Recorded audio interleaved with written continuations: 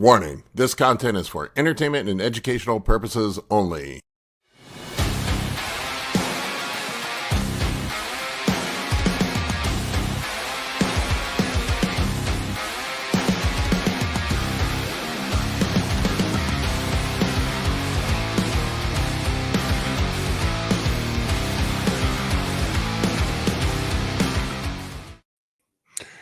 What's up, everybody? Big Paul and Mr. Mike Horner. Mike Horner Project is here. What's going on, Mike? What's happening? You had some shit happening this past week. It's been interesting, yeah. It's one of those things, man. Prep. Nothing. I always get nervous when prep goes perfect. I've yet to have one prep for me personally that hasn't had some sort of hiccup or interruption. Last year, like, my prep went great, and then I had COVID 2 weeks before my show. Yeah. Oh, don't forget the day of diarrhea, but I think that might have helped you. Yeah, but that was too much diazide. That was self-inflicted. It's preventable. Mike, so what? Tell us what's going on. Well, I decided to add injectable L-carnitine, and I was under the impression that you could do it sub-Q or IM, but really that you should do it either IM or IV. There's some people that administer it intravenously, including like one of the health clinics near me, like one of these anti-aging type clinics. So I injected a little site on my inner thigh, which I do a lot of times with something new, and it got a mild irritation, but then it seemed to go away. And I'm like, okay, I think I'll be doing all right. And then I put a larger dose in my stomach, and immediately got this crazy red, irritated roundness, and it just filled up like a bag of water down there. And it's hard mentally because I was like, you start seeing the veins coming in your lower abs, and you're just getting peeled, and then all of a sudden, it looks like you've got a jelly roll hanging. And then the little place where I did my inner thigh erupted into a little sore, and then the stomach did right afterwards. So got on some antibiotics today to help that heal up, and taking some antihistamines. Thanks, Josh, to help reduce the... Josh Perry to the rescue. You can see it here, like how your stomach all swollen up and all the water, and you can see down here at the bottom. You can see it. I think it got worse. It's actually not too bad in these pictures. No, that's before it even really turned into a sore. It was just an irritated mark. I don't know if you can see on the inside of my right thigh where the little test patch was, but you might not be able to even see. Yeah, is that or is that a mole? I can't tell. Down there. Oh yeah, that's it. Yeah, so I had a little sore first, and then the other one did the next day. I had the same shit happen with L-carnitine a couple of years ago. Same deal. Because I'm pretty sure you're supposed to do it IM. I had an issue where I did an injection. It was like, I can't remember. Was it my glute? Yeah, it wasn't my quad. I said my quad. It was my glute. And it went horribly wrong, and I ended up with a giant infection on my glute, and I had to get on antibiotics. I also had a shot go bad in my quad one time on prep, and had to get it cut open and drained. Yeah, this is definitely the worst shot experience I've ever had, for sure. And then we've all had a couple. I've had in 30 years of being a degenerate bodybuilder, I've had three abscesses. Considering the hundreds and hundreds of shots that I've done, I guess it's not a bad record. Yeah. I have had a couple get angry on me where they're a little red and the muscle gets tight, but nothing that's ever turned into ulcerous on me. So thank goodness for that. Knock on wood. Well, you're on the path to recovery. The only bad thing is with the antibiotics, they won't make you hold water. Usually, they kind of bloat you up, and then you got to watch your liver on them too, Yeah. especially when running whirls. They can Yeah. contribute. This is Suprexo. Well, um, cephalexin. Sorry, Keflex. which is a common for skin infection. Yeah, Keflex is usually what they start you off with. Yeah. I can't remember. I'm pretty sure Keflex is liver toxic. You just got to watch it. And then about I Keflex. told them that was wanted to be careful not to disrupt my digestion too much. So I generally don't have problems on antibiotics, but I remember one time when I got put on one of those real potent, 2-day treatments or something that I had some digestion issues. But Yeah, Keflex is mildly liver toxic. We're in bodybuilding. We're used to more than mildly liver toxic. It's said if you notice any dark urine or yellowing of skin and eyes, see your doctor. Dark urine is just a part of contest prep. yeah, exactly. You're not doing it right if you don't have dark urine. That is a could, joke, folks. This is not medical advice. Could be that. Could be the halotestin. Who knows? I love the I love the bodybuilder mentality. We just push through this shit, and then Tren is another one, man. You get the golden Tren pretty. Yeah. You know what I've learned to watch, and just doing a little more research is like it's like foamy pee is kind of a thing if you're having some liver issues, and it might be more important than the color. Yeah, foamy pee can be a sign of protein in your urine, which is usually kidney issues. Yeah. Although Tren it can be just dehydration. Yeah, for sure. But I make a habit of checking my blood pressure first thing in the morning before I take any blood pressure medication, so I get a kind of an idea of like what it's like at its worst. And like this morning is 139 over 70 or 82, I think, which is, it's not like it's pre-hypertensive. It's not hypertensive. So I don't, even if I just let it run wild, I don't think that it's really all that high right now. Nothing I'm taking really runs my blood pressure up. It's not like, if I take equipoise or halotestin, those run my blood pressure way up, but nothing I'm taking right now does, in my experience. Yeah, I just and this is the other thing, like usually like at this mark, like we're 3.5 weeks out at this point. I usually like to push a little bit, but when you're fighting an infection, pushing is probably not the smart thing to do. Your body's just going to fight back, and it's going to make that infection linger. So I would say, we probably just hold everything where it is. You mean push on the fat loss for 1 week? Yeah, fat loss and whatnot. I mean, if you want to, I don't know how much people read into DEXA scans, but you did get a DEXA scan, and you were at what, 6.9? Is that correct? Yeah, it was less than I was at on show day. Usually what I see now, once again, read into DEXA what you will. Yeah, there it is. Yeah. Read into DEXA what you will, but we can see the history here. But yeah, 6.9 total, 6.9. Yeah. Oh yeah, that's great. Usually, I think a big win is that also that if you scroll down there a little bit, you'll see my visceral fat, which is, I've been stubborn to drop that in the last couple of years, and it's finally down quite a bit. So, are you on Retta? Yeah, the Retta will do that. That's the Retta working. I hope so. I was expecting that number to go down after doing the first contest prep on Retta, but it might have been.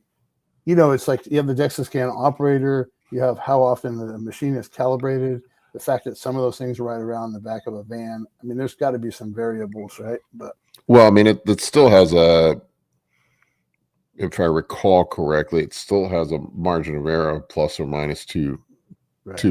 So I mean, you got a 4-point swing either way, total. Well, I sure look more than 0.2% leaner than I was at the other show.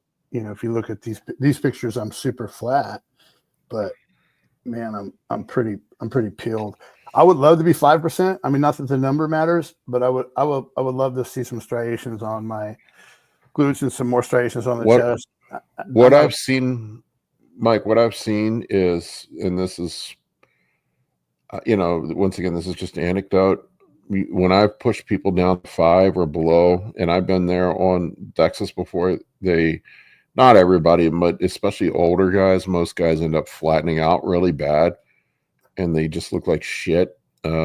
I find that right around 6 is like where you're lean enough to see, once you dry out, you're lean enough to see glutes without sacrificing your fullness. And I think when we get older, when you're young, like the younger guys, I will definitely push harder.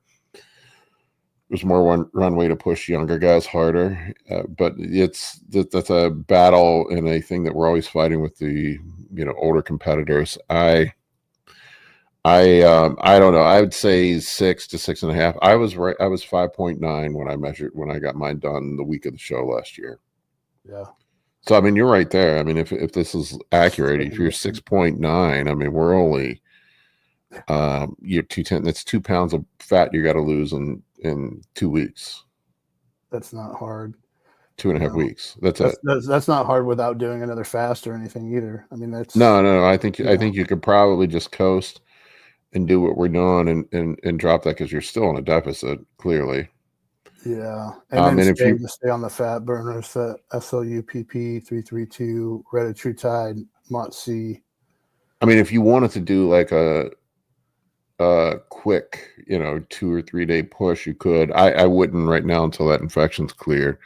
Well, that's what I was going to say. Is let's just see how I'm feeling in 3-4 days, and then make that assessment. Then. When did you start the antibiotics? Just today. Today, yeah. I wouldn't push right now.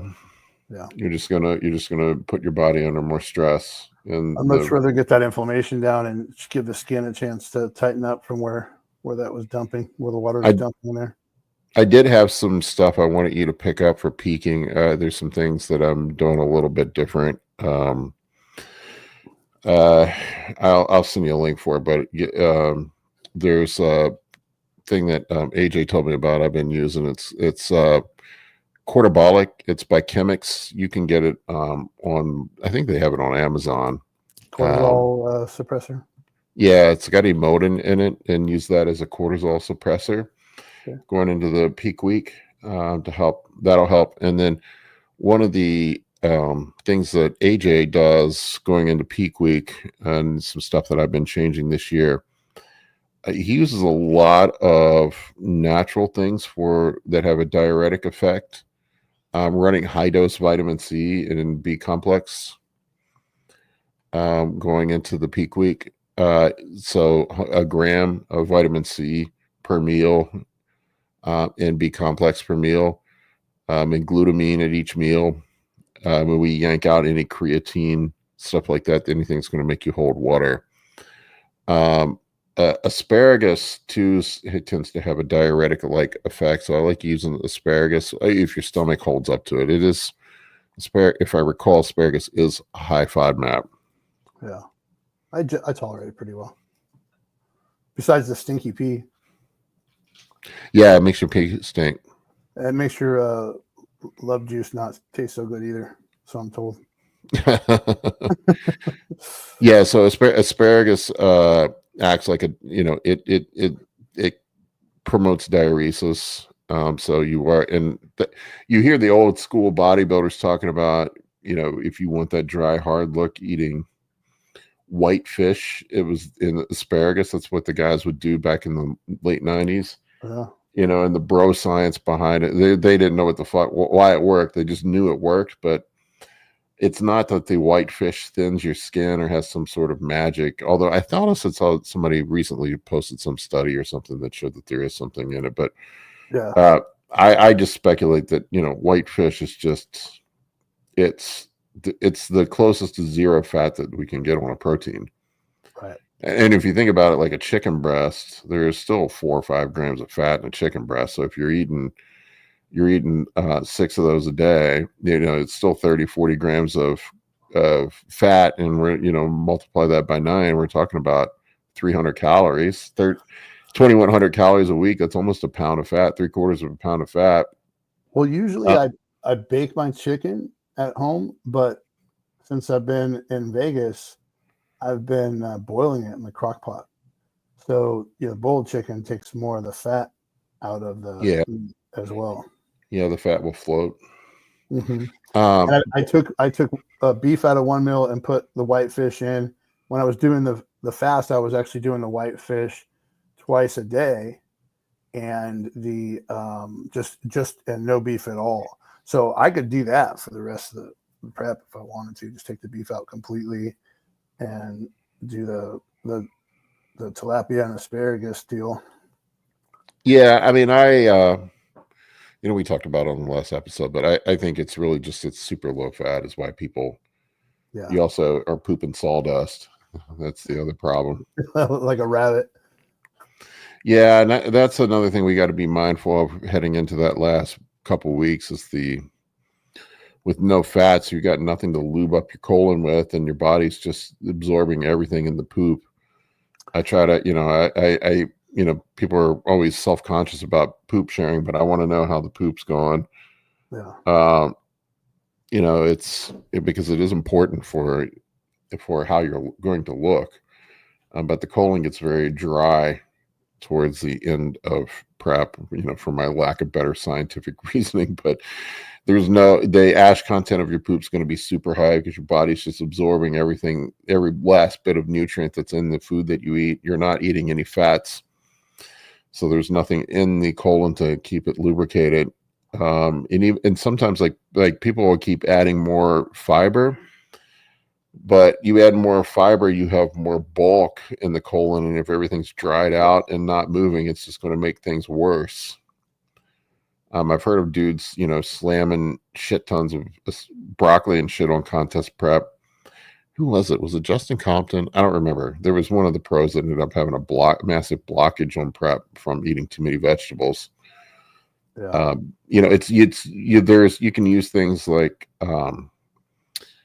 forget the name of there's a laxative that pulls water into your colon. Miralax, yeah, it softens the stool, and that usually helps. And then just drinking some water out too. Yeah, more way to pull some water out, and just drinking a shit ton of water. Well, I didn't really have any trouble going into the Emerald Cup, and I generally don't. So I don't know. Even when my first contest prep, when I did, like 6 weeks on fish and egg whites, I was still not stopped up, but I was taking a fiber supplement, just like a psyllium husk, Metamucil type thing once a night. But that's not a lot of fiber. What's up, Prehab? Hopping in the chat tonight. Competing at Masters Nationals as well, and light heavyweights. Hoping to meet both of you. Definitely say hi to us when you're there. I'll be there all weekend. Philip says he thoroughly enjoys the coaching videos, even if you can't make it live. I appreciate it, Philip. If anybody's got questions, by the way, pop them in. I'll take some questions. I've been training with a few guys in Vegas who are also doing Masters Nationals. So, that's awesome, man. Yeah. I need you're living my dream, dude. I need to come out there and do that at some point. It's not like I got. When I go in there in the morning, sometimes at the lair, Heather, or what's her name, Hunter Henderson's in there. Yeah, she is just an animal, man. Yeah, she's impressive. Yeah. And then there's I've met lots of Olympians there, and there's always 3-4 IFBB pros around me. Yeah, that's inspiring. That's fun. Yeah, and it's cool to walk in the middle of those guys. Like, what are you training for? And it's like you're you're just sort of like you. I feel like I qualify, right? Like you're one of the dudes. I'm not on their level, but I'm like, I'm like, oh, They're, yeah, you're one of us. We can tell. Come over here, you know? they're just people like us, man. Yeah. Aaron Brooks helped me out a lot, man. Me and Aaron posed for about an hour the other day. That's awesome, man. And he undid so many bad habits that I didn't even realize I was learning. And just 1 hour with him, and my posing has improved drastically. And I recorded it, so I've got it to review and all that stuff. Yeah, there's so many man, there's so much nuance to posing. And it's just like little changes can really make a difference in how you physically. I can't tell you, God damn, it drives me nuts, Mike. I get guys all the time, guys that I coach, that I'll just beat it into their head that they need to work on posing, and then they don't, and then I will see it. They'll get on stage and cost themselves placings because of posing. Yeah. Literally cost themselves placings because of poor posing, poor presentation. Well, I tried to get in with Joey while I'm there. I can't remember his last name. She's Joey One Belt on Instagram, and he's an IFBB pro, and he's one of the guys that helped tune Nick Walker up. Oh, okay. Posing goes, and so he's, I sent him a few DMs and begged him to squeeze me in. I actually have a session scheduled with him, but it's after the show. And he's just so busy. But if you get a chance to come out to Vegas and train for a while and do this thing, like plan far enough ahead where you can get some time with Joey, because that guy's the magic maker when it comes to coaching posing. See him, Joe. I haven't followed him. I just gave him a follow. Yeah. The Flex Architect. I like that. That's cool. Yeah. Yeah. Yeah, posing is just such an art, man, and it takes so much work. I think that's the part that people don't appreciate. You really got to grind at it, man. These are the hidden variables of what makes or breaks you on stage. Like, people don't, you can't, to a certain degree, like your genetics, you don't have any control over your genetics. You don't have any control over who shows up. But you certainly have control over your presentation. You certainly have control over your conditioning. Some dudes, you don't, your structure, your size to a certain degree is a lot of that's just genetically predetermined. But pretty much anybody can get ripped, and pretty much anybody can learn how to pose. So those are the things that you can control. So I think guys get hung up on the wrong shit. So I would say those are the two things that really just need to be, if you want to do well at shows, those are the things that should be focused on during prep is posing, presentation. I mean, even down to like stupid little shit. Like, I'll see dudes that do their own fucking tan, man. They do their own tan, and then they think they look better than everybody else on stage. I'm like, really? There are people that, like, I've had this argument with guys before, and they're like, I can do a better job than them. And I'm like, dude, these people do hundreds of these things every day, every fucking weekend for 6 months out of the year. You think you're really going to do a better job on your tan than somebody that's doing it every day, hundreds of times? Like, really? You think you're one time a year, when it's you and your buddy that are shaving your back are going to do a better job? No, you're going to look like a jackass out there. Yeah. Well, and just your color is different than everythody else. Yeah, you end up with a different color. It's not the way you want to stand out. Yeah. Liquid sun rays and they're using Protan, or if you put the Protan on wrong, you did, like, there's just that, and just backstage, just the stress of it. Like, when you're inevitably, your shit's going to run, you're going to go pee, and you're going to pee on your leg, and you're going to have a big run down your leg, or you're going to sweat, and you're going to have, and you got somebody backstage that can just fix it up. And you don't have to stress about it. Like, it's just little shit like that drives me nuts. Or dudes that have never shaved until 2 days before the show, and then they end up with razor burn all over them, and they look like a porcupine on stage. Yeah. I saw a dude at a show last year that had a hairy back and a hairy ass when he was getting on stage. And I'm like, what? How does that happen? For him or what? Yeah. And I remember the tanning lady was like, hey, you going to take care of that? And he's like, well, my wife was supposed to come and she couldn't come, so I don't have anybody shave my back. And I'm like, you spent all this time on prep, and you're going to lose the show, lose your placing because you didn't shave your fucking back. Really? Or Googling barbers, man. I'll tell you, you'll find someone who'll shave anything. Promise The tanning girl offered to do it for $50. you. Yeah. No, they'll do it. All the same people that do the bikini waxing and the laser hair. You'll Yeah, find someone to do it. there's plenty of people there that'll do it. Yeah, so I mean, it's just dumb shit like that ends up, Well, back to the posing though, like, just these couple, like these 3 little key things that I was doing, and it makes both my size and my structure more presentable. What were the keys that he told you? Well, first of all, the way that I was moving my feet to engage my quads was completely wrong from everything I've ever been taught. And what did you change there? I stopped trying to plant my big toe and Yeah. just rotate out to set on the outside balls of my feet. Yep, that's exactly how I do it. Yeah, and then I stopped trying to flex my back. It's like every time you flex your back, you get small, right? Yeah, It's you just make it something that smaller. he noticed looking at me, right? Yeah. Wasn't even necessarily a fundamental. He goes, pose big and just get as big as you can, right? Which was just a mental thing that he triggered in me, that like I just get as big as I can. So and so I stopped flexing on my back in all of the bicep poses and the lat spread, not flexing the back, just opening it up. And my lat flare is, you can see it in the pictures my check-in pictures that I sent. The lat flare, just even on my front relaxed, is just way, my lats just look way bigger. It's like, my old lats look so small, but those little changes, I'm like, shoot, look at my lats. Yeah, a lot of guys end up pinching their scapula together because they think that a lot of times tensing up too much makes shit worse. Yeah. Yeah, and they end up a lot of dudes do make themselves look small. Like one that drives me nuts is the guys on the side chest pose where they duck down and make themselves look really, really small, or the dudes that do the duck legs when they're up front, the bow legs, thinking that makes their legs look bigger. Yeah. That just makes you look worse, man. And hamstrings are another one. Like I had a hard time learning this. Like you got to relax your hamstrings on the side poses, or they just look small. That was another thing that he helped me with. Yeah, you let the hamstring hang on the rear poses. You keep them tight.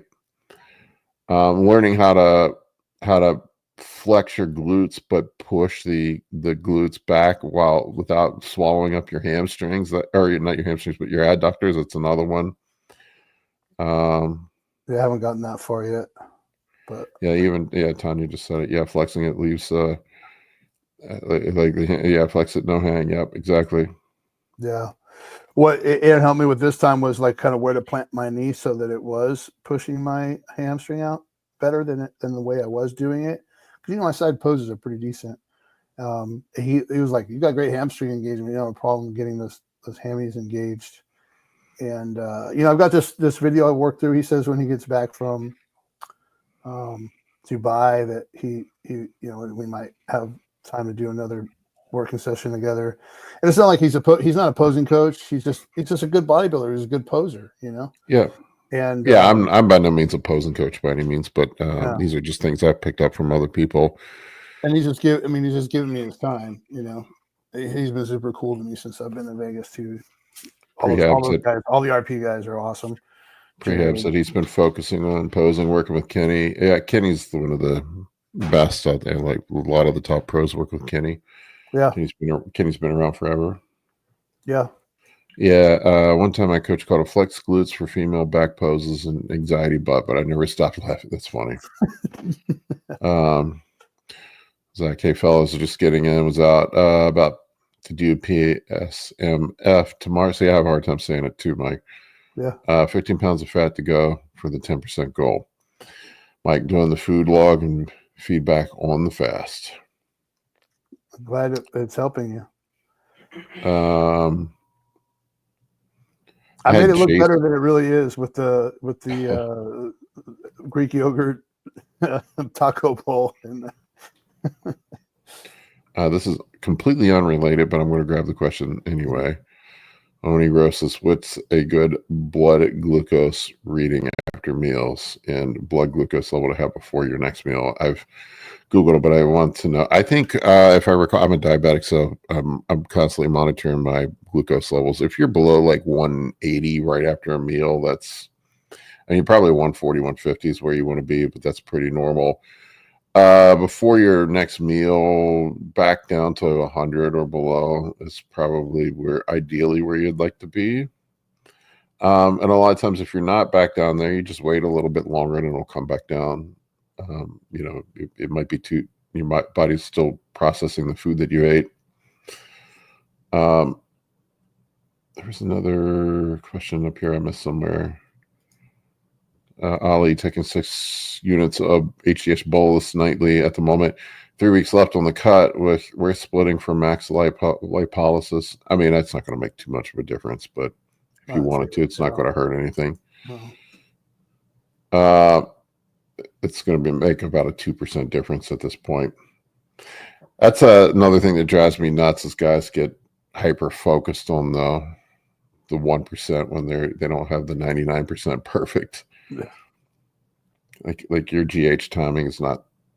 I mean, I'm not saying it doesn't make a difference, but it's one of the on the totem pole thing. So I would worry about it's pretty low. Yeah.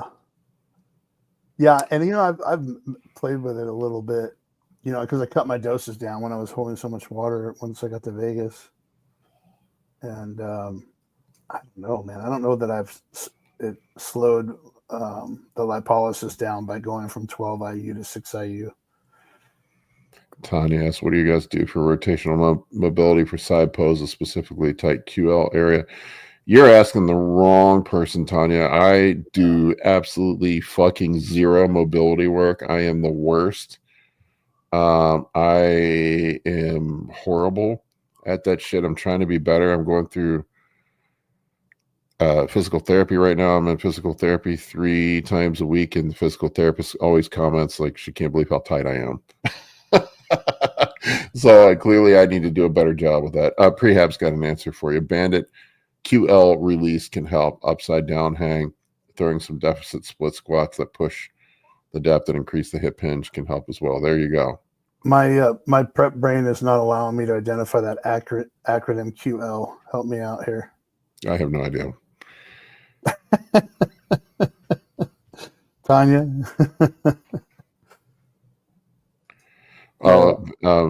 Prehab is a functional hands-off chiro. Look, there you go.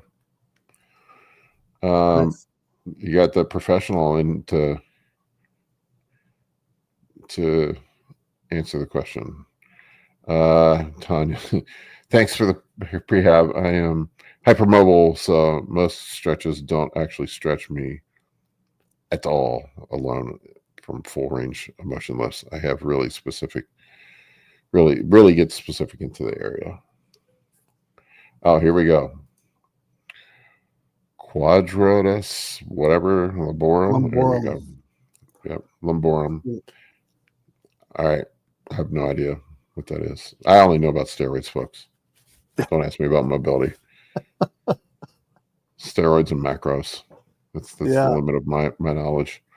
But just with the posing thing, like my ability to twist my hips around because of the back and SI problems I've had has always been limited. But it's just like everything else with more repetition, it's more flexibility. And posing is just like everything else. It's like you got to learn proper technique and then do the reps over and over and over again. All right, Tanya, I officially feel like an idiot. The QL is your erectors. Thank you. That's a bro term I can understand. Thank you. I believe it or not, I did take anatomy and physiology in college because they made us go look at a cadaver. That's when I realized I did not want to be in medicine.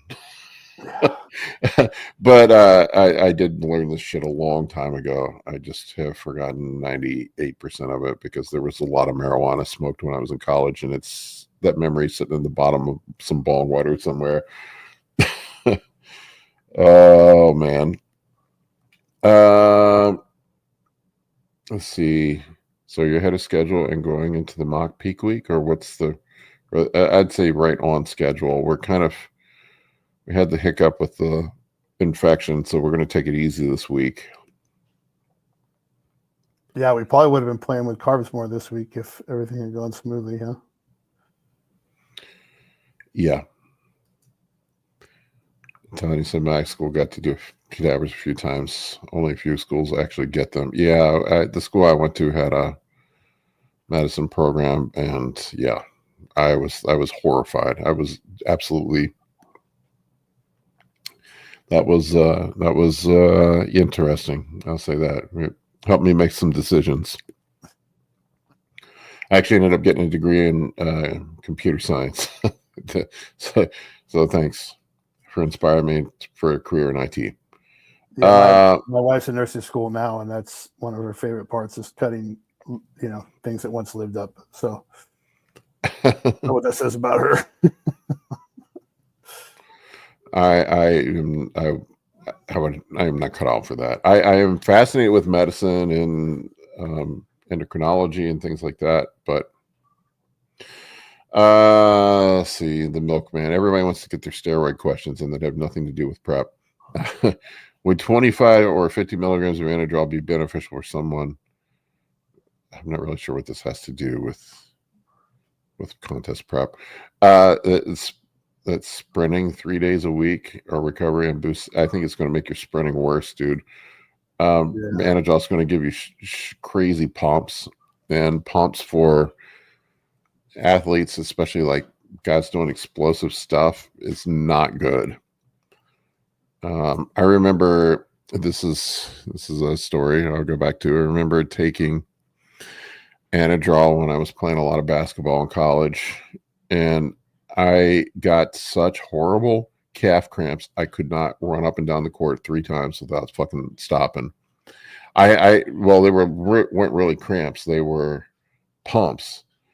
And I was like, holy fuck, what's going on? I thought something was wrong with me. I'm like, why is this happening? I didn't know shit about steroids then. A buddy of mine handed me a bag of pills and said, here's some steroids. And I thought I was going to turn into Superman overnight. And I ended up with really bad calf cramps and calf pumps and couldn't run up and down the court. Yeah, my first prep I was doing. So the answer is no for a sprinter. It's not going to help you. Probably going to make things worse. A couple hours a day of cardio on the treadmill at like turned up to like 11 or something, right? And I'm taking everything I need for a pump, and I'm on a cycle, and like my calves were like from doing that incline walking were so pumped that I'd go get a massage. You couldn't even touch them. Yeah, the milkman also asked about DEXA in a question earlier, and I'm not sure if that helps. The milkman really wants to get his steroid questions in. 100 milligrams of DEXA worth it for joint health and benefits. As long as your dick works, you don't get anxiety.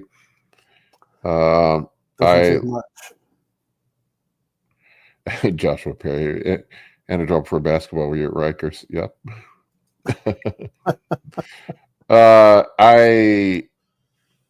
I think the joint benefits of DEXA are highly overrated, if you ask me. I mean, it does help a little bit. I think it's there's some evidence that increases synovial fluid production and collagen synthesis, but I don't know. I think it's more likely it just makes you a big water bag, and when you got extra water on you, your joints do feel good. It does help. I just, I used to love DEXA. DEXA was probably my favorite off-season compound. I just find as I've gotten older, I don't tolerate it well. I get anxiety. I get erectile dysfunction. I get bloated. It makes my blood pressure high. It just doesn't sit well with me anymore. I would say, look, if it sits well with you, you could potentially reap some benefits from 100 milligrams of it. I just synthetic progestins do weird shit in a man's body. Yeah, I mean, creatine and glucosamine are also a way to put some fluid on your joints. You're not already taking all that over-the-counter stuff. There's no reason to go. You know what? The best thing for joints I found? Good old growth hormone.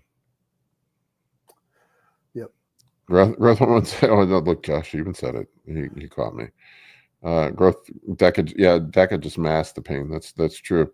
Growth hormone is actually going to help with collagen synthesis and regeneration of connective tissue. There's some added benefits of growth hormone that you're not going to get from. I would say GH is probably going to be your best bet. Just stop sprinting. Start there, and everything will feel better. I used to do sprints when I was younger. I used to run the stairs too. There's all kinds of crazy shit I did when I was younger. Well, when I wrestled, we did that. We used to run sprints. I hated it. What was this? What's up, Eric? All right. Well, this is going to be a boring check-in. I don't have much for you, Mike. I'd say just let's see where things are at in a few days. Yeah. I would continue the diet that we have scoped out on the plan. I would not do the PSMF. I don't think that would be good for you right now while your body is fighting off this infection. I would let the antibiotics do their work and see where we're at. You're still on a deficit. You're probably going to continue to lose body fat. The Keflex may make you hold some water. So if the scale goes up, I would not panic. That we'll get that off. Yeah, well, you've got me on I think one more day of maintenance too. So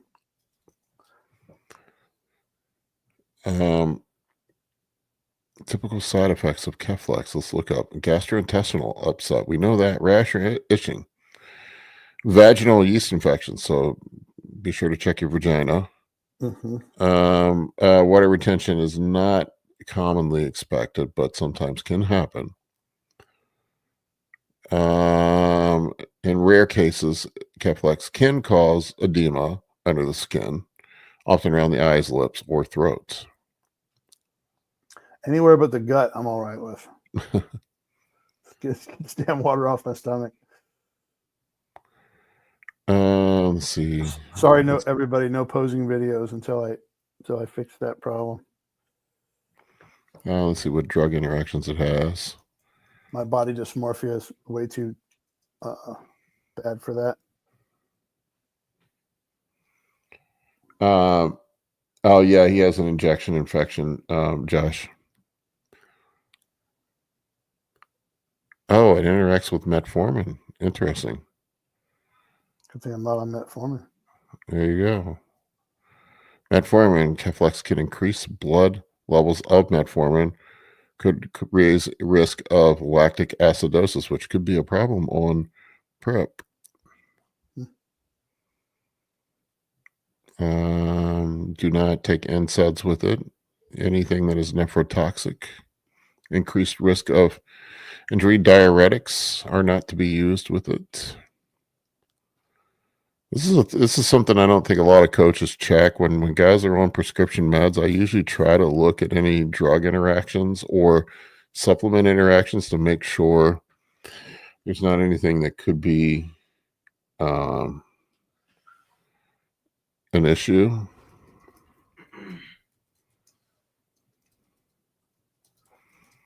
Yeah, I gave it a quick glimpse on my phone, but I was going to dive into it more when I can be in front of a computer and read a little better. Yeah, it's another. This pointed out probiotics. Yeah, this is another thing that guys will take probiotics with their antibiotic, thinking they're helping things.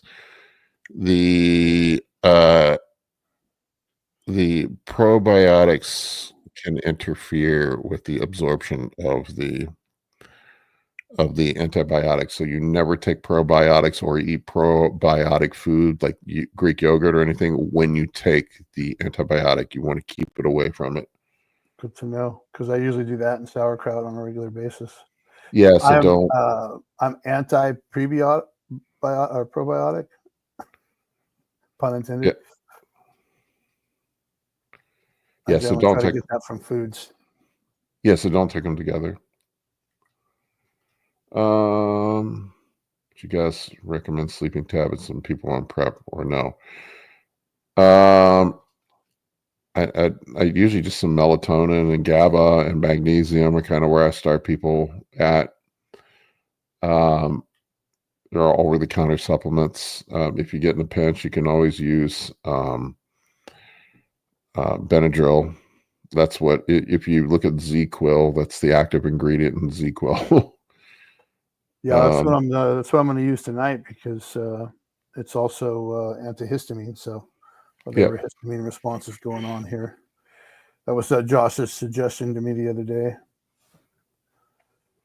Tanya, also, it's harder for your natural microbiome to repopulate if you use specific probiotic supplements post-antibiotic. Interesting. I have had antibiotics. I've heard of antibiotics wrecking your gut biome. So I've always kind of paid attention to that. That hasn't been my experience, but like I said, I don't take probiotics. I just try to eat food that will feed the bacteria that I have. Calcium is another thing you're not supposed to take with it. You can calcium or anything that contains calcium, so milk or dairy, yogurt.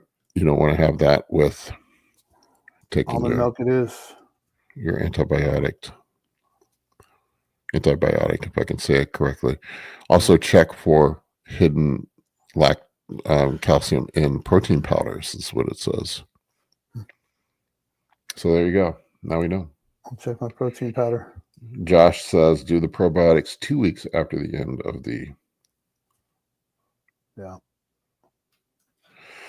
All right. Any other last minute questions, folks? I'm going to wrap this up. I actually took a day off yesterday, which I never I did the live stream, which I never do. And a day off for me just means more check-ins to do today and more work.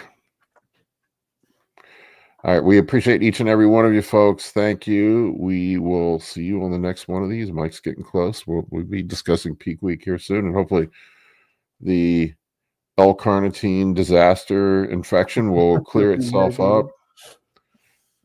Be careful with your L-carnitine shots. Philip, we appreciate you too. Thanks, man. And we'll see each of you guys on the next episode. Thank you very, very much. Take care.